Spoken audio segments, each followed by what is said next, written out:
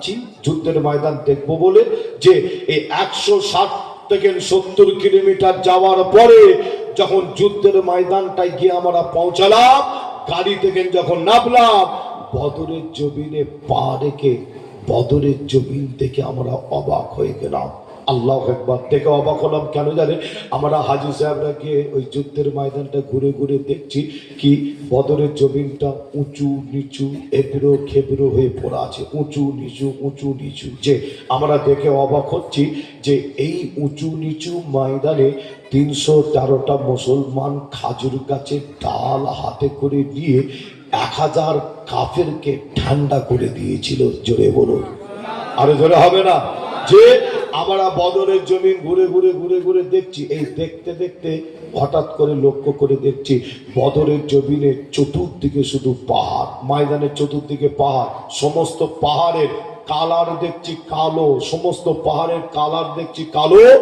একটা পাহাড় থেকে আমরা অবাক হয়ে গেলাম, যে আপনাদেরও বলি সমস্ত পাহাড়ের মাঝে একটা পাহাড় আছে, পাহাড়টা দেখে অবাক হলাম এই কারণে, ওই পাহাড়টা লক্ষ্য করে দেখছি একদম সাদা পাহাড়। পাহাড়টা কেন সাদা জানেন? হাদিস শরীফ সাক্ষী দিচ্ছে, আল্লাহ যখন 5000 ফেরেশতা মুসলমানের জন্য পাঠাচ্ছে, ওই 5000 ফেরেশতা তারা সর্বপ্রথম এসে ওই পাহাড়টার ওপরে নেমেছিল।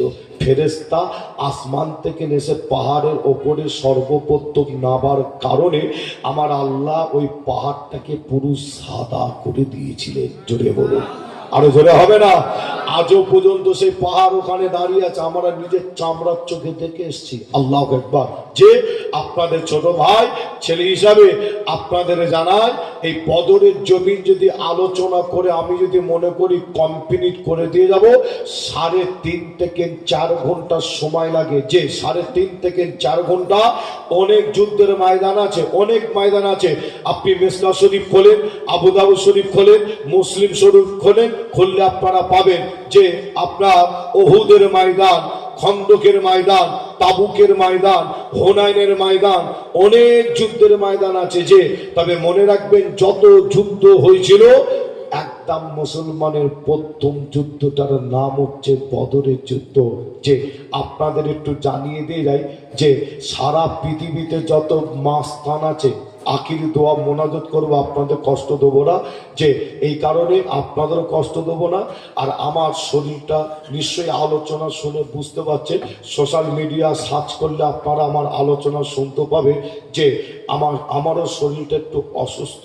যে অসুস্থ বলতে আল্লাহ গাড়ের সবই ঠিক আছে, যে আপনার